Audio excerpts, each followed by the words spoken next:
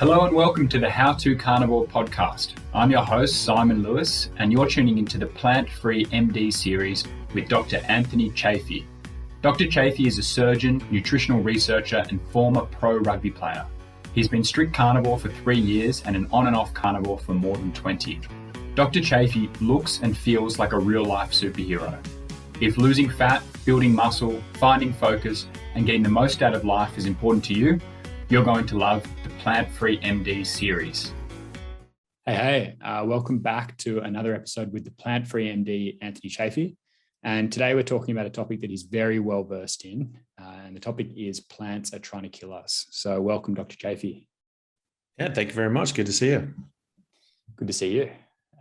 So Dr. Chaffee, first question is, how did this all start? How did you discover that the plants, salads, vegetables that we're told are so healthy for us are actually trying to kill us?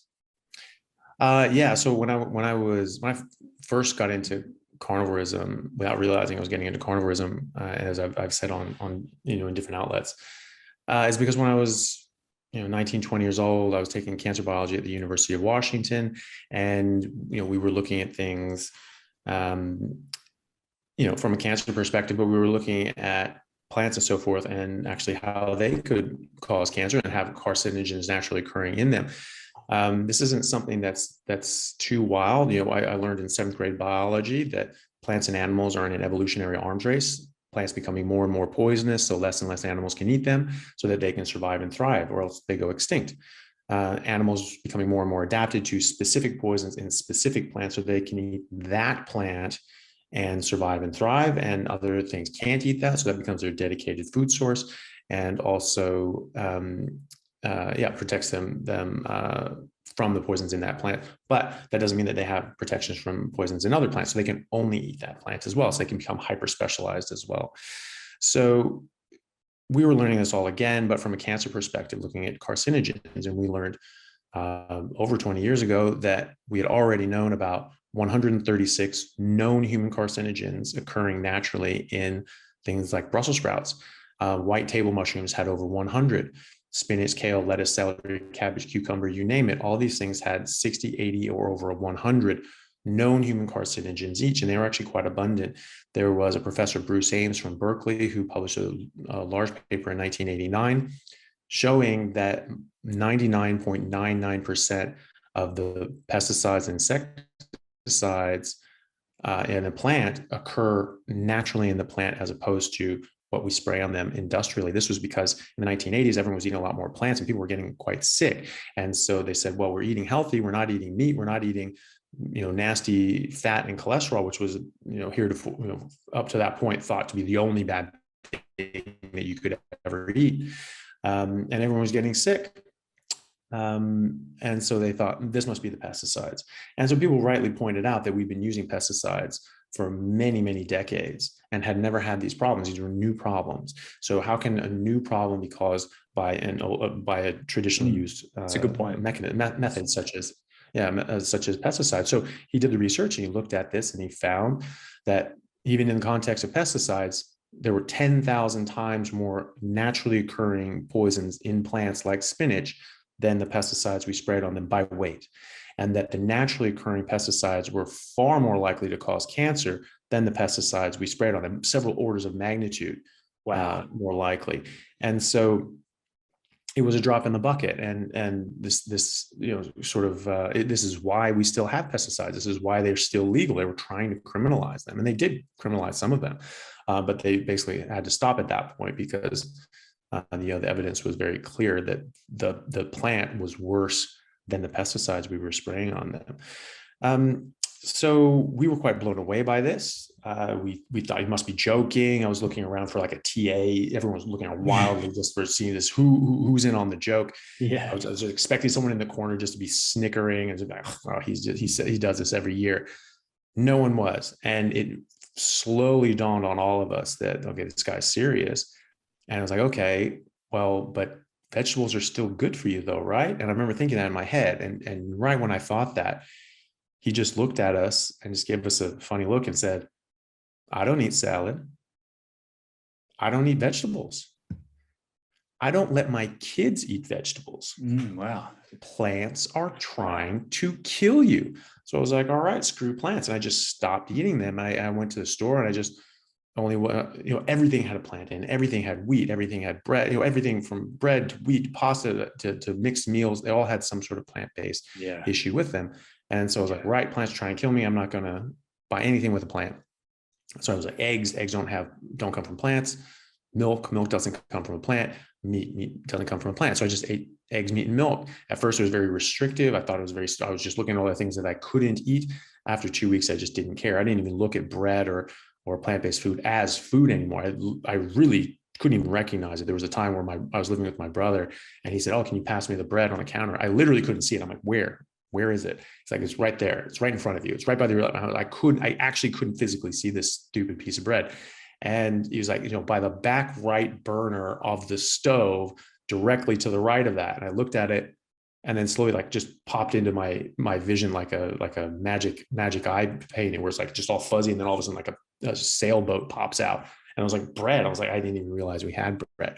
So that was my foray into carnivorism early on. I absolutely felt amazing with that. And looking back, I realized, okay, that's why I felt so good, because that's what I did at the time. I didn't realize it had made such an effect on me. But that's the thing. And so, after that, I was like, okay, right. I knew it. I knew plants were trying to kill me and stay away from these stupid things. Now, it's not that plants are trying to kill us. It's not they have any animosity towards us. It's that they don't want to die.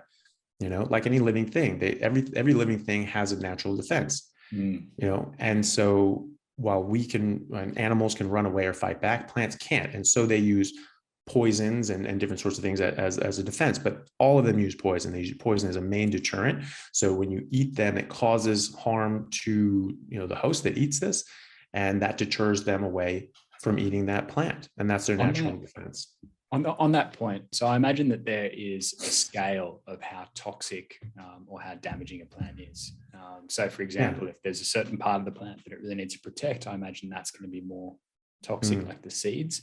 And then if it's, if they're trying to spread something like via the fruit, I imagine that's going to be less toxic. Can you kind of expand on that?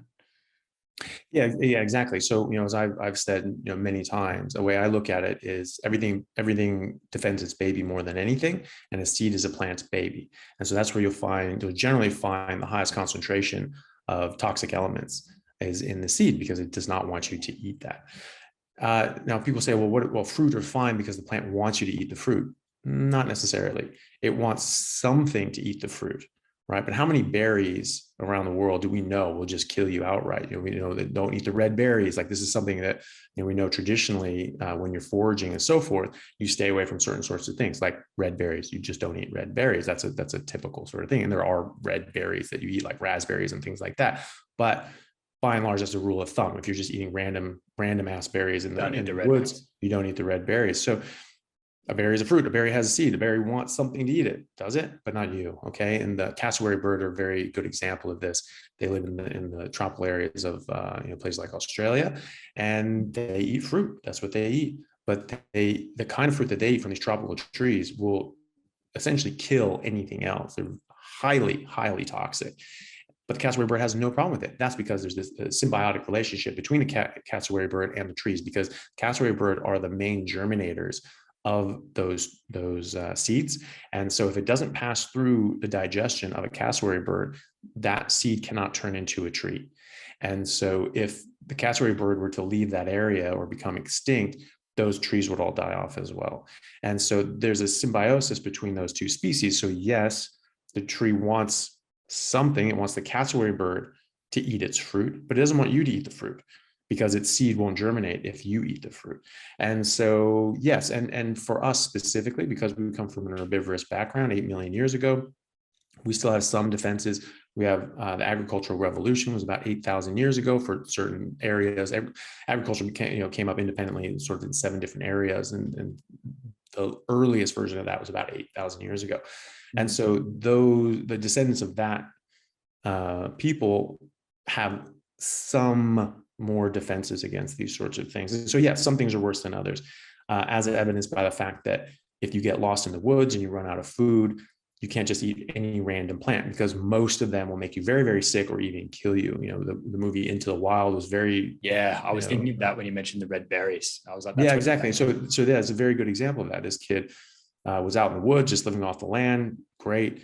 But he, picked the wrong leaf, and he picked something that is not edible, and edible meaning that it's not as poisonous as other things, and you can survive on it for a time.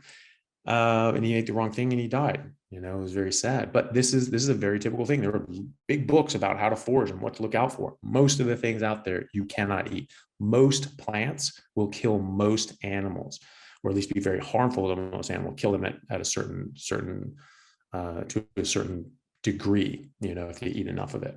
But there's a ton of different ways that plants defend themselves. This is very basic botany.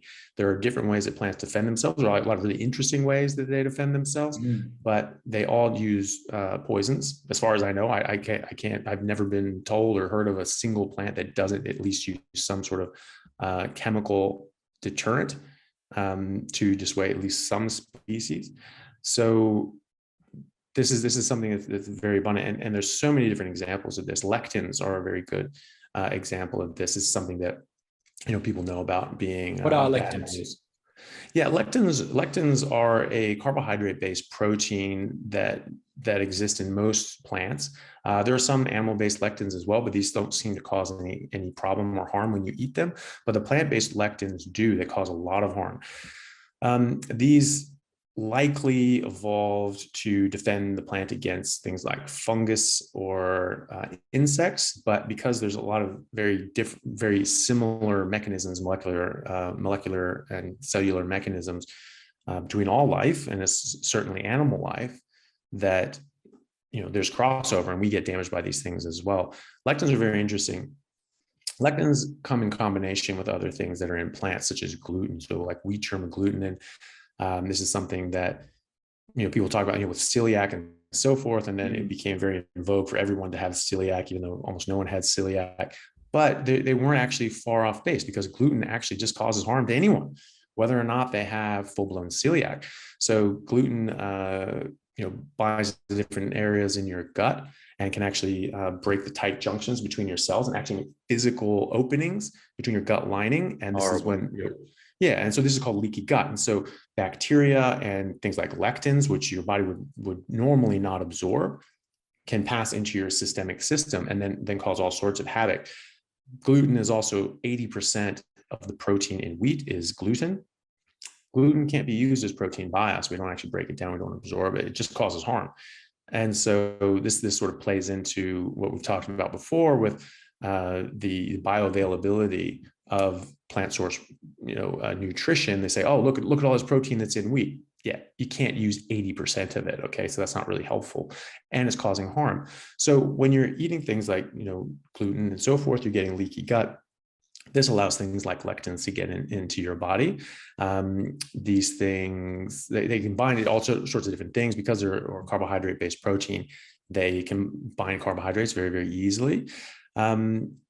They can also bind insulin receptors. So, even people in a ketogenic world that have eliminated carbs and sugar, they can actually still put on weight and retain fat because they're eating things that contain lectins. And lectins bind to insulin receptors. Insulin is obviously forces energy into cells. It doesn't allow it to come out of the cell. So it makes your body store fat and doesn't let your body use the fat. And there have been studies that actually shown that different lectins can actually bind insulin receptors tighter than insulin itself. And so it actually stays bound longer and has more of an insulin-like effect than even insulin itself. And so you can get quite a lot of weight gain from eating lectins, especially when you have leaky gut and it gets into your system. And eliminating these sorts of things from your system, all of a sudden people lose a lot of weight. I certainly noticed that. I was just eating vegetables like spinach, kale, broccoli, and just meat. And just by dropping the spinach, kale, and broccoli, I lost 10 kilos in 10 days. And so, it would just came right off me. And I was eating more calories. I was eating much more meat. I started eating a lot more meat, a lot more fatty meat. So I probably quintupled my calories, but I lost 10 kilos. Okay. And so that's likely why. And also, the different sorts of water weight that I would have been storing as well from the inflammation in those plants. So it can also block leptin. Leptin is something that we've spoken about before, which is released from your fat cells and go up and tell your brain how much energy you have.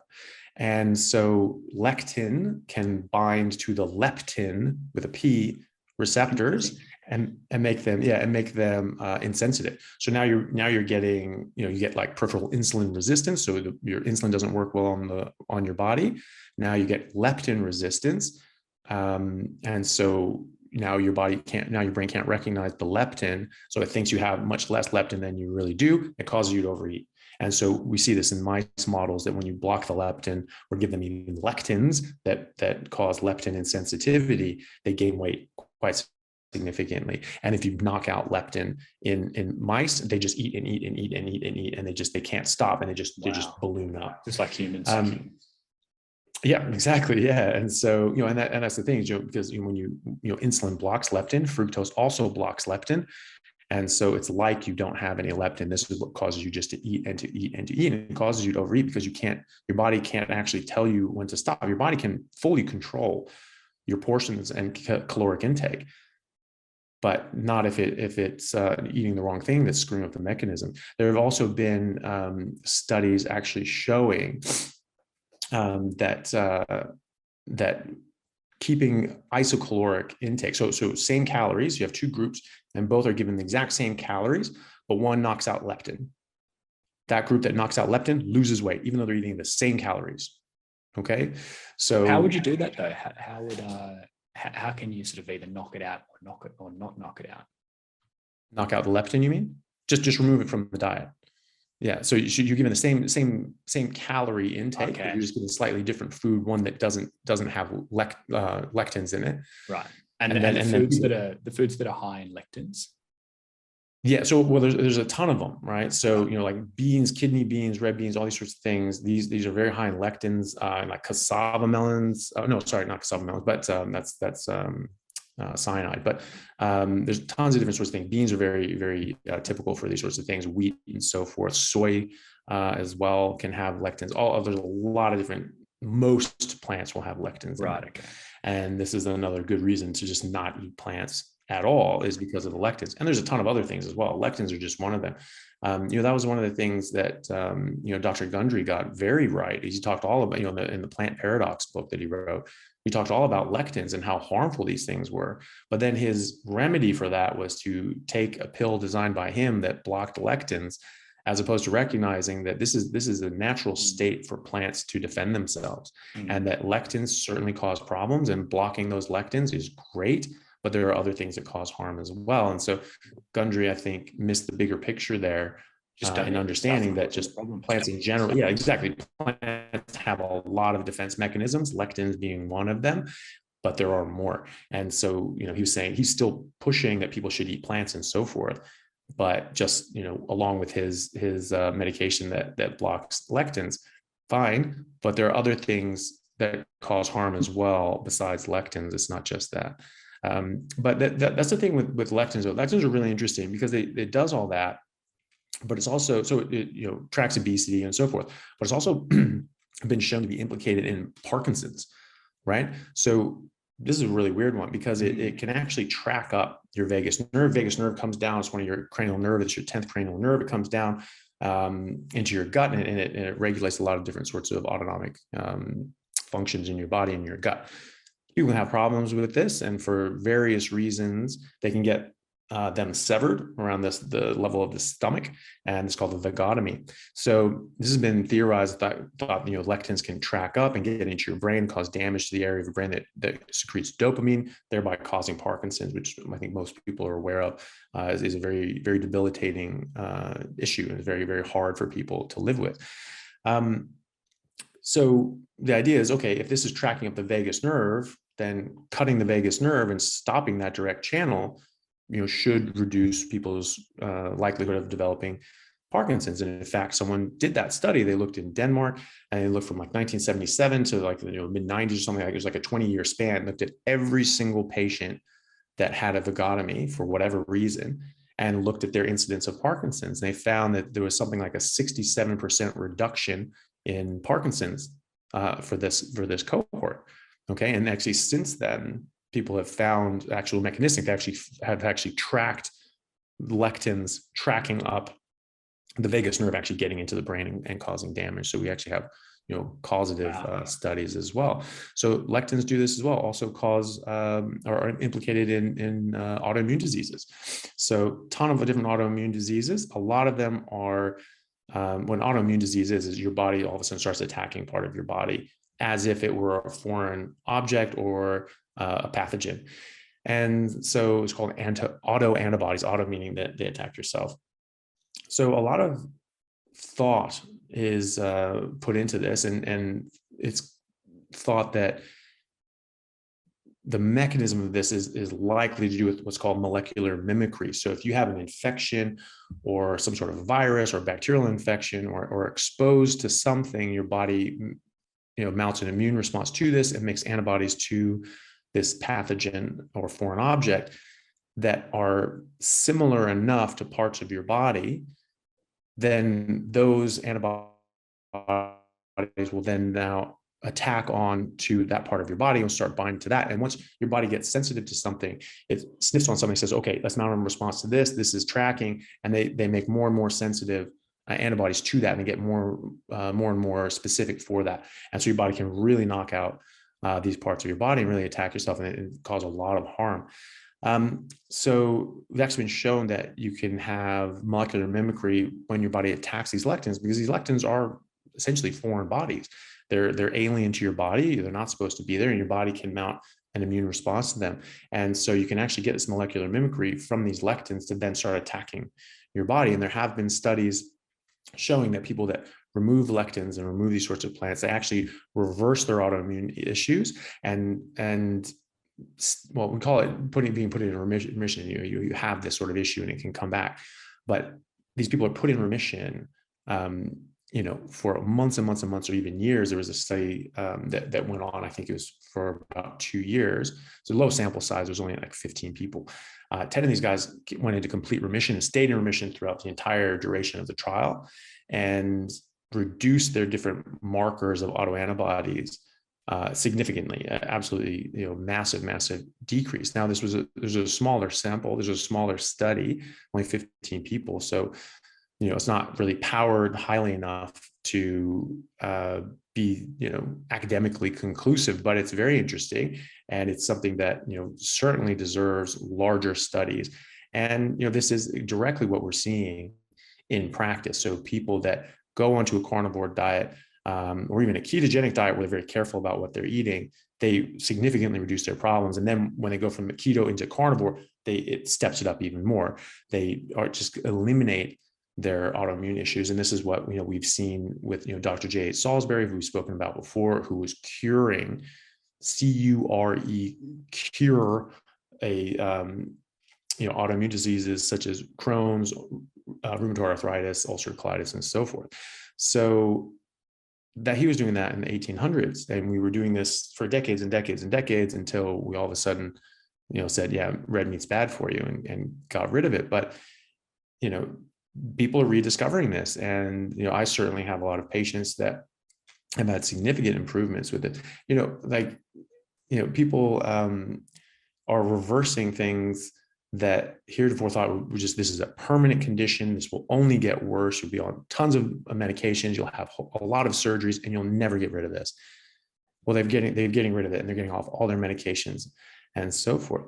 So it's quite significant just removing these sorts of things, and lectins play a big role in that as well.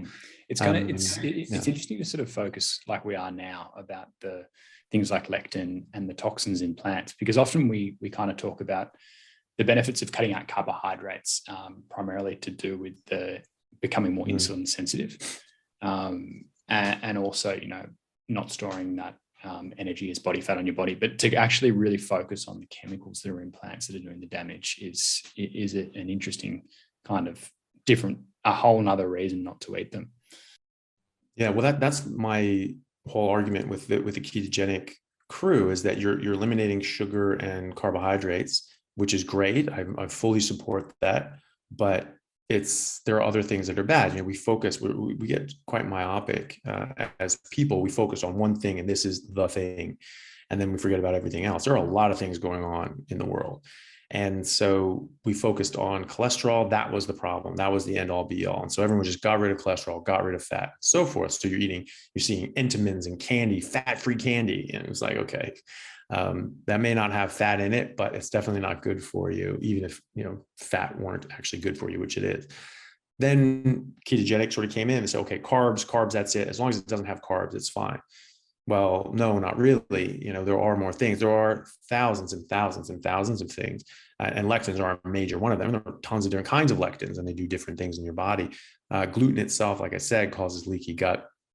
Leaky gut can cause a whole bunch of problems because it actually let bacteria into your body. Those bacteria, depending on what it is, you know, can cause problems. There's specific types of bacteria that are found in the gut that can that have what's called lipopolysaccharides.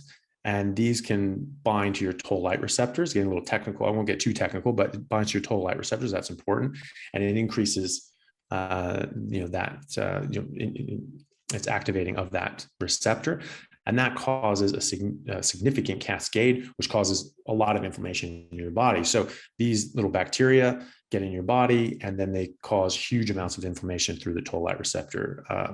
There are other bacteria that actually suppress that. So like Bacteroides family actually block the toll light receptor and reduce its output. So that actually is anti-inflammatory as opposed to pro-inflammatory.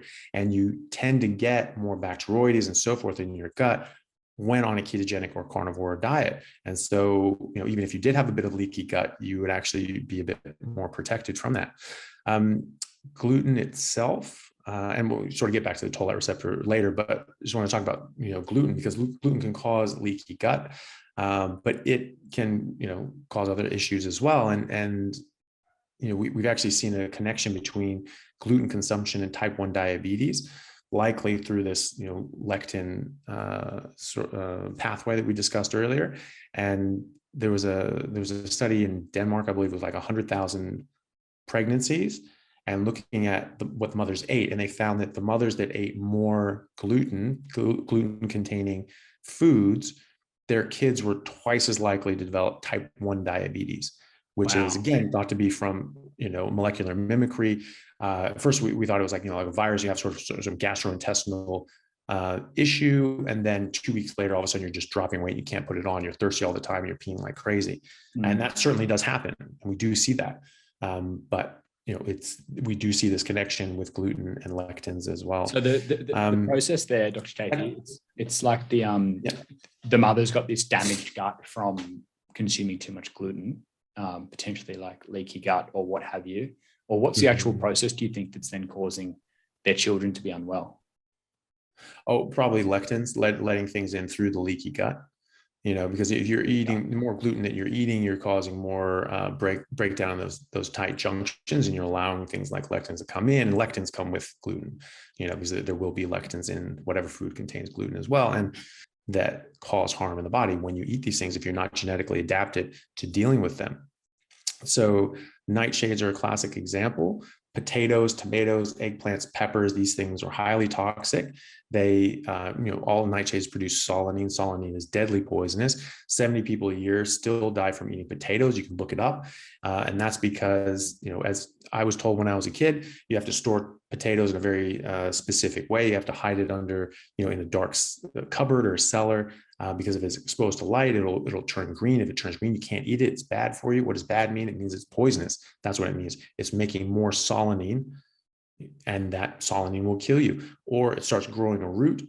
You can't eat it when it grows the root, or you have to cut out the entire eye. You can't just cut off the root part of it. You have to cut out the whole eye that's growing the root, or you just throw the stupid thing out just to be safe because it's bad. It happens a lot. It grows roots quickly. Yeah, exactly. And so, you know, that can kill you. And so people that don't know that, or don't take it as seriously, or maybe, you know, just cut off the root and not take out the whole eye or so forth, they can get seriously harmed from this. And again, 70 people a year die from eating just potatoes. So belladonna, tobacco, these are all nightshades as well. These things have horrible poisons in them that are very, very harmful. There are a lot of different things that plants can do. You can have toxins, which cause direct damage to the eater. You have hormone disruptors that screw up, it's pretty self-explanatory, screw up your hormones. Nutrient blockers, these make it difficult for your body to absorb the nutrients you're eating. So you're looking on the pack and saying, I'm getting these nutrients. No, you're not, because you're actually getting those blocked by the different things that are in that food.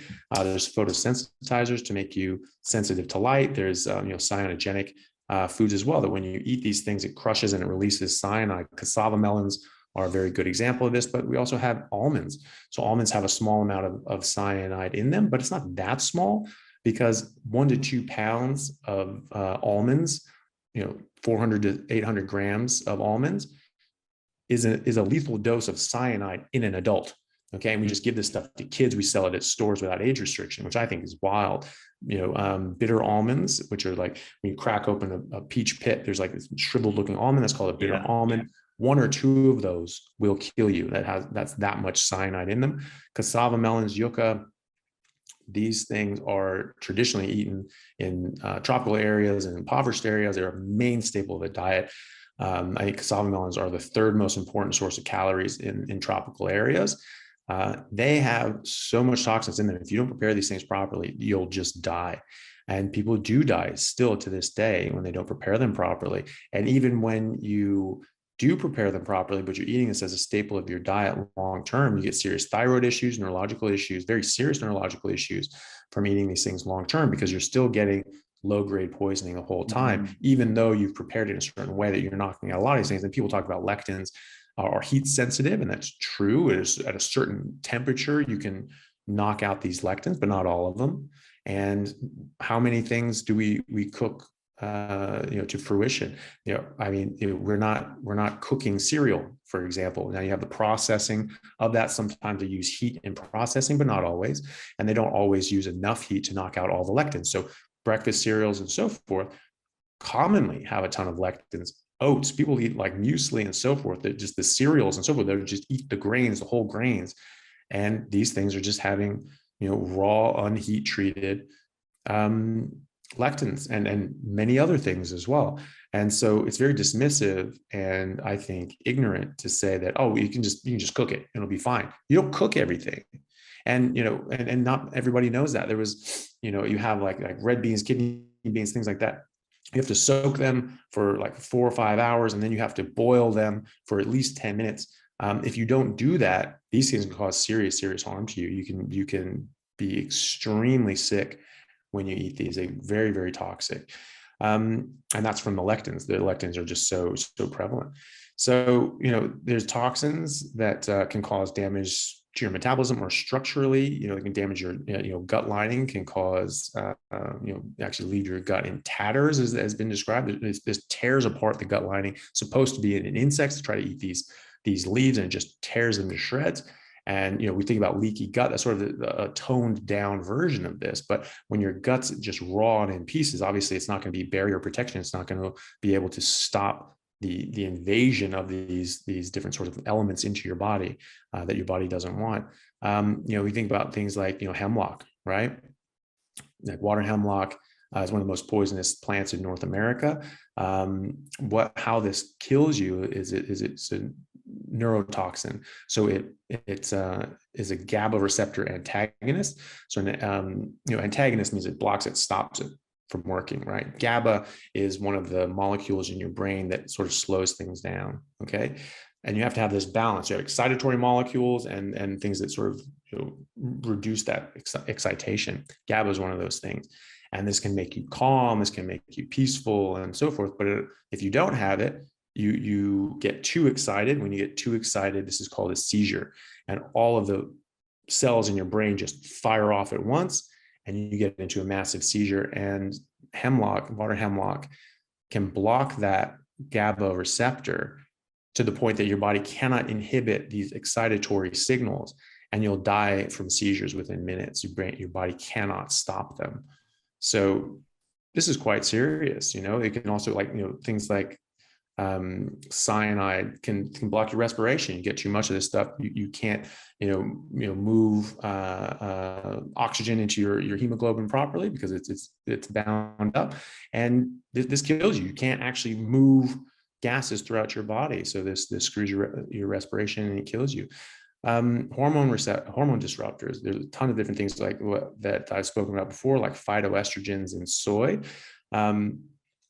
People don't realize this. They talk about all the hormones in meat. I still get this to this day. I need to do sort of a video or post on this, but people talking about, what I don't want to eat all these meats, meats because they have all these hormones in it, and how maybe the meat's good for you, but they give them all these growth hormones and so forth, and it changes their hormone panel, and I don't want that in my body. Well, first of all, you have to realize that they give these hormones early on in the cow's life so that they can grow, right?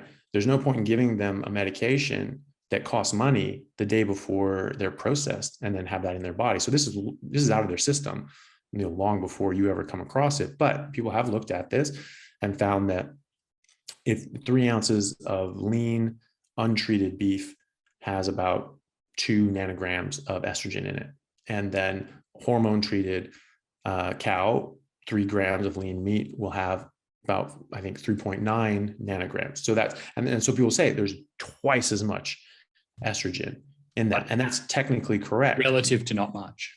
Yeah, exactly, because it's technically correct. It is double, but put it in context, because a fertile woman makes about 150 to 180,000 nanograms of estrogen a day.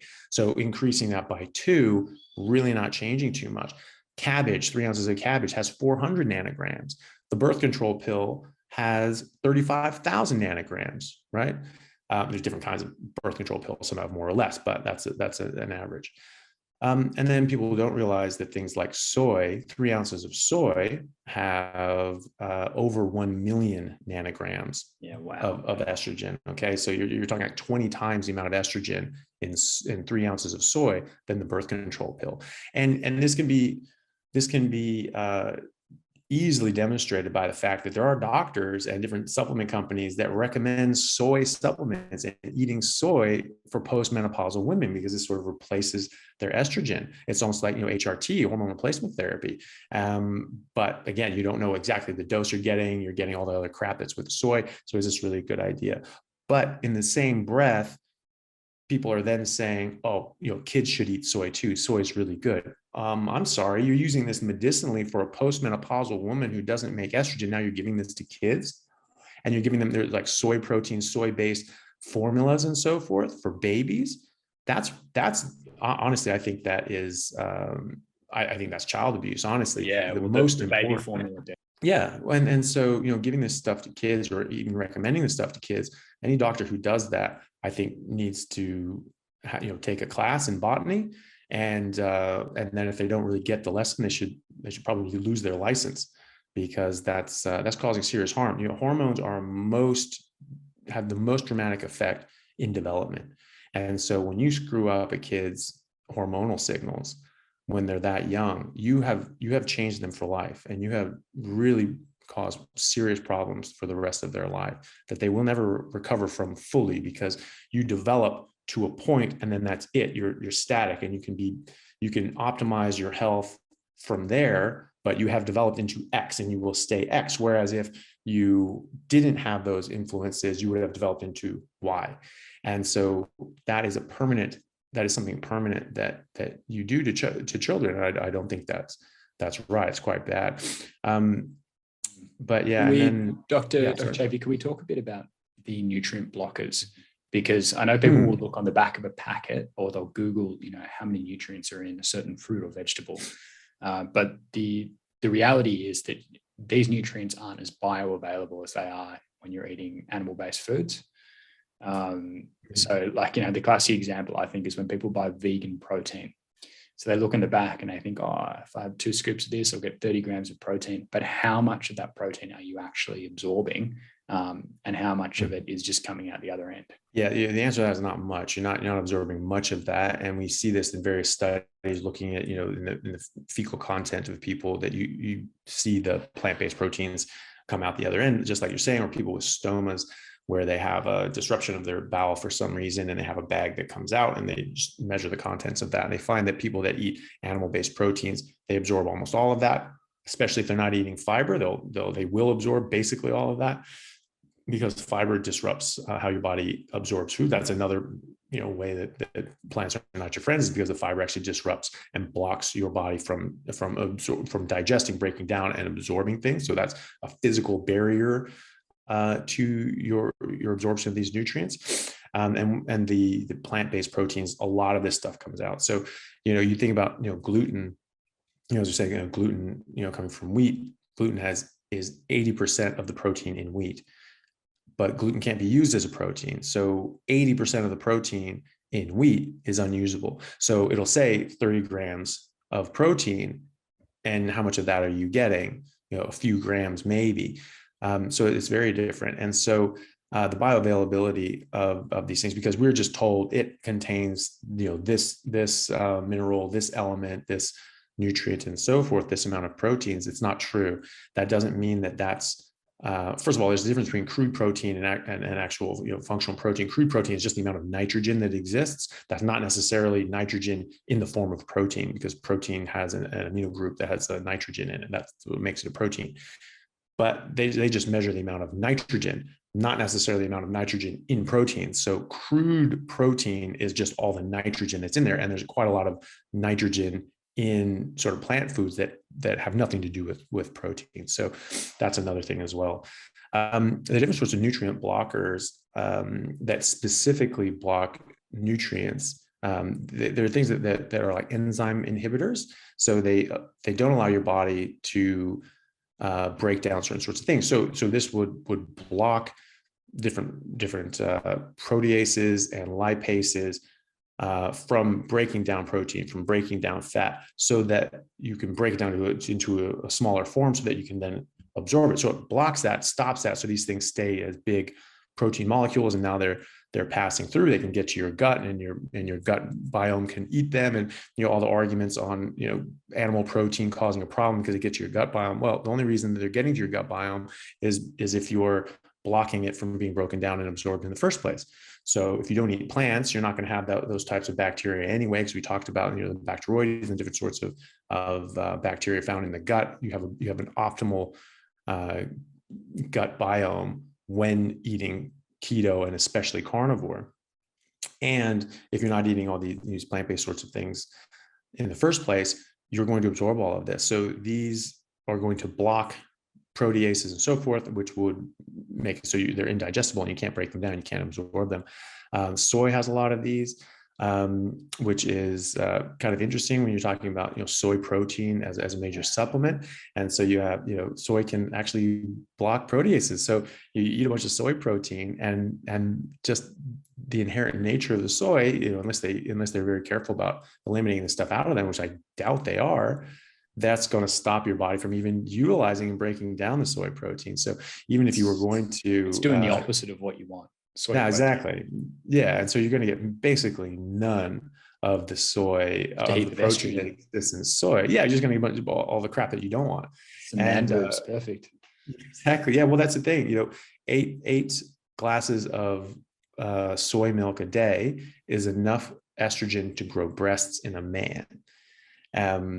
And so if that's not what you're going for, you might want to avoid soy, and especially hold off on the soy lattes. Yeah, exactly. And if you're lactose intolerant and you want to put milk in, you just forego. You don't have to put milk in black. Yeah, exactly. You don't drink it at all. You don't have to drink any of that crap. And just because you call something milk doesn't make it milk. If it didn't come from a mammal, it's not milk. It's like the famous saying from Abraham Lincoln. He was addressing a congregation of people, and he said, if you call a dog's tail a leg, how many legs does a dog have? And everyone said 5. He said, no, 4. Just because you call a tail a leg does not make it a leg. We have to live in reality. Just because you call something something else doesn't actually change its inherent nature. And so the same thing, wheat proteases, protease inhibitors, these again do the same thing, where they're blocking protease, and that protease cannot break down your proteins that you're trying to eat, so you can't absorb them. But these also, going back to the toll light receptor, wheat protease inhibitors actually can stimulate the toll light receptors as well. And so this actually develops another inflammatory cascade. So this is, it's not just blocking protein absorption that this is causing a problem to. This is also causing huge amounts of inflammation and problems in your body, which again can dysregulate, dysregulate your immune system, and has been implicated in autoimmune dysregulation as well. So again, playing into the autoimmune issues also. One of the ones that I find very, very interesting are the photosensitizers. When you're eating different plants, generally you don't see this in plant animals in the wild. Generally you see this in pasture raised animals that run out of food because of neglect or some other reason. And they start eating plants that they normally wouldn't, and they get problems. And so there are different plants and different leaves that they can eat. You see a picture of this on the internet. We can probably put a good lecture from a botanist, professor of botany in Texas. I think was very interesting. And he shows a lot of pictures of these, talks about gets into the more of the details on everything I'm talking. Well, not everything I'm talking about, some of the things I'm talking about. And one of them is these photosensitizers, and you have these pictures of sheep that got into this thing. Their whole face is swollen up and burned and cracked. It's very nasty to see. But there are just simple things in our food supply, like limes and celery. There's a thing called celery dermatitis. That's an actual medical condition. People that eat a lot of celery or handle celery, pick celery, work with celery, and don't wear gloves and so forth, this stuff can soak in their skins, or obviously if they eat it. And this causes them to be very, very sensitive to UV light. And so their body is not protected anymore. And you get horrible, horrible burns. So they have to wear hats, gloves, sun cream all over their body, long sleeve shirts. They get a little bit of exposure. They get horribly, horribly burned. And, I haven't seen too many very tan vegans, and this is, again, I think probably part to do with that they burn very easily in the sun. First and foremost to do with the photosensitizers, but also to do with the increased amount of inflammation they have in their body, causing more harm when they get skin damage, as opposed to being able to heal that. Limes are also a culprit, but specifically the oils on the outside of a lime. A lime is an unripe fruit, really. We pick these things green, and we like the taste of that when they're green. But a green fruit, an unripe fruit, means that the seeds aren't ready yet either. So the plant really doesn't want you to mess with it. And that's generally when you find a lot more chemicals and a lot more toxins is in an unripe fruit, like tomatoes, green tomatoes. These things can cause serious harm, especially when you're just eating these regularly. And that's why folk wisdom would tell us that you don't eat green tomatoes. Green tomatoes are poisonous, and they're right. They have to vine ripen to get those out of there. So limes, same category. So the seeds aren't ready to go yet, and so they don't want you to eat it. And so one of the barrier protections are this oils on the lime. So if you're handling limes, picking limes without gloves, and you're out in the sun, you can get horribly burned. There are many medical cases of people getting second-degree burns from sunlight after handling limes. It actually happened to my younger brother when we were kids, and we had a lime tree in our backyard in Southern California. And he was out there sort of picking limes and just being a little kid. And all of a sudden came back and he was just covered in horrible welts and red wheals and things like that. And we thought this was an allergic reaction. We thought that he was having an anaphylactic sensitizing reaction, and that the next one was basically just going to kill him. He'd just explode with histamines. So we kept him away from the lime tree. Later on, he was able to eat limes and use limes and drink Coronas with limes and so forth. And we just figured, well, maybe he just got over that allergy. But looking back on it, that's almost certainly what happened to him. He had this reaction to the oils in the limes, and he got a bad sunburn from it. Specifically from the skin, right, of the lime? Yeah, from the oils that are secreted from the skin. Yeah, so you touch on that, and you can kind of feel there's a bit of film on limes. And so there's a bit of oils on there that gets in, that soaks into your skin. And then you get very, very sensitive to light, not just in the area that it's soaked into, but systemically. It gets into your whole system. And so any part of your body that's exposed to sun will get much more sensitive to light, and in high enough doses and exposure to sun, you get second degree burns. Second degree burns are very, very serious burns. So it's not just a bad sunburn. It's a serious medical condition when you get to that point of second degree burns. And then of course, all the different plants that use cyanide. So there's over 2,500 different plants that use cyanide. And this is, quite evidently a protection against predation, because they're bound up, but when they're crushed, then they release cyanide. So basically something starts eating it and crushes it and it destroys it. And all of a sudden it releases all of this cyanide into the whatever's eating it.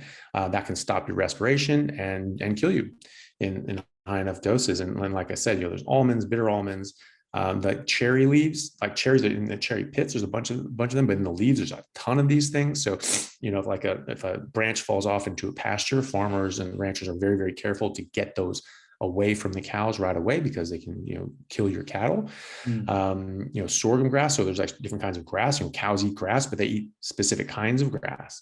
And so some grasses are actually harmful. And there's some of these that you have to sort of keep your cows away from, or try to get it out of your pasture if that sort of grass gets into it.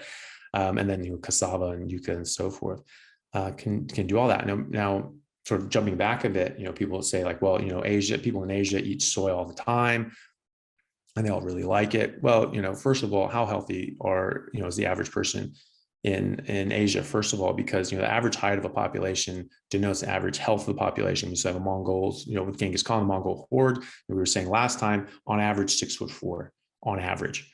Okay, so now the average height in Mongolia is 5'6". In China, it's 5'8". Okay, but we know that humans are supposed to be on average 6'4". Okay, so they're not exactly all that healthy necessarily anyway. So that's not a very good argument, because you're not saying there's a bunch of 6'4" badasses eating a bunch of soy, or at least developing on soy and then becoming a big 6'8" monster. But the thing is that they actually don't eat all that much soy. They don't eat as much soy as people like to think they do. And they generally use it in things like soy sauce and different sorts of seasonings and condiments and so forth that use soy. It's not necessarily they're just eating a bunch of just pounds and pounds and pounds of soy. And when they do, they ferment it. Okay, so they've been fermenting soy, which can break down some of these harmful components in soy to make it safer to eat and so forth. So it's not as cut and dry as, well, Asians eat soy, so therefore it's good for you. There's more to it than that. A, they're not all that healthy anyway. B, they're not eating as much as you think. C, they're fermenting it, which changes things. So eating just a block of raw tofu, not a good idea. Edamame, not a good idea, not in any real volume anyway. Interesting. Yeah, edamame is a very popular little entree in cafe in restaurants at the moment. Yeah, very good. All right. Well, you've put forward a very strong argument for why it's not worth eating plants and all the different damages that we can do or that can be done to humans when we do eat them. Is there anything that you want to end on, or anything that you want to kind of ram home, Dr. Chaffee? Yeah, well, I think the main take home is that there are thousands and thousands and thousands of different ways that plants, do protect themselves. And, I like to say that, plants are trying to kill you, and they are, insofar as you're trying to kill them by trying to eat them. So if you don't try to eat them, they're not going to cause harm to you. They're very beneficial. Obviously, we exist in an ecosystem with plants. Are very beneficial in a lot of respects, but they are living organisms. They want to stay living organisms, and if you eat them, they die. And so they will defend themselves just like anything else. And more power to them. They should. So that's the main take home, is that you live and let live with plants. And you'll be fine. And that there are much more than just one thing. We can't be myopic and just say, oh, lectins, oh, cholesterol, oh, carbohydrates, or even, I rail against, sugar and fructose and so forth, which are very, very bad, but they're not the only bad thing. They are one of many, many things that don't help us live optimal, healthy lives. But you don't have to know all the different ones. You don't have to know why they cause harm and all the different sorts of details on it. All you have to know is, don't eat plants. We're not designed to eat plants. We're designed to eat meat, and these things have harmful components. And if you just stop eating plants, you'll do much, much, much better. And even some things people say, oh, well, coffee is not all that bad. Well, this isn't that bad, and I'm just doing a little bit. Yeah, you're right. You cut out 99% of the plants that you're eating, you're going to be way better off than almost everybody else on earth. But, they are still going to be causing harm. They are going to prevent you from living optimally. And I think that that's something that everyone should experience at least once in their life. Do it for a few months and just see what you think. I personally am never going to go back. I love how I feel. I love feeling the way I do all the time. And so I really don't have any inclination to not feel like that, especially for, vegetables. Like, my God, I never wanted to eat those things anyway, So, it's just something I think everyone should try and just go pure, at least for a month or 3 months, ideally, and then see how you feel. Me personally, I took that and I just ran with it. My parents, the same way. My mom's a big foodie. She loves cooking these different things. She literally has over 500 cookbooks. She's read every single damn one of them. She loves cooking. She loves different kinds of food. And she was doing this for a month with my father to support him because he wanted to try, and it significantly helped him, help his Parkinson's as well, dramatically. And she at first was really not liking it. And she wanted to cook different things. She wanted to eat different things. She was getting very frustrated with it. But after a month, she saw how her blood sugars were doing and how much better she was feeling. And she was losing weight and feeling better and better and better. And she said, well, I kind of have to keep going with this. My blood sugars are so well controlled. And in fact, I'm actually coming off my medications to control my blood sugar. And after 2 months, she was off pretty much all of her medications. And her HbA1c went from 8.9, which is very high, down to 6.9, which is the upper limit of normal for non-diabetic. So she just said, okay, I just have to keep doing this. So even my mom, who really didn't want to do this, she was really against this. She's now been a full carnivore for 4 years because she just feels so much better and she's just so much more healthy. And I think that that's something that everyone should at least experience once and see for themselves, and then just decide for themselves if that's the way they want to live. Certainly is the way I want to live. Yeah, amazing. That's really well said. Just to reiterate what Dr. Chaffee said, if you get 90% of the way there and you do something like keto, you eat minimum plants, mainly meat, you'll feel amazing. And as Dr. Chaffee said, you'll feel 99% better than everyone else. But if you want to experiment with strict carnivore, doing a full month or more, where you can really find out how you feel when you're operating at 100% and you don't have any of these things holding you back, it's certainly worth experimenting. And you can always introduce things in after, or you can continue to go hardcore strict carnivore like Dr. Chaffee. So yeah, that's really, I think that's really insightful. Yeah, well, and that's something that I've said before, is I think the last 5% of going pure carnivore, gives you about 95% of the benefits. I really I've found that in myself and in my patients, that they get so much improvement. But then when they just really drop those last couple things, the artificial sweeteners, the coffee, the little treats here and there, that all of a sudden they just go, I had no idea. I just feel so much better. I just feel amazing. And it's just such a little thing. We don't think that it's going to cause that much problem, but it really does disrupt a lot, especially the artificial sweeteners. It's just like, Jesus, just get rid of all of those things. And you get so much more benefit out of that just by eliminating that last little bit. And I've certainly noticed that, myself and with my patients. I haven't quite cut out the coffee yet. I still have black coffee. Yeah. That's a tough one for a lot of people. Yeah. But literally every single person that I talk to, and I've sort of railed against coffee a few times, and a few people say, like, I'm going to give it a try. I'm just going to cut out coffee as well. And a couple of weeks they're like, oh, I had no idea. I just had no idea it was screwing me over that bad. I feel so much better. My energy levels are so much better. I just feel fantastic all the time. I'm so glad I got rid of coffee. And we think it's a little counterintuitive because coffee gives you energy, right? Not really, for a little bit. Yeah, and then you feel like crap.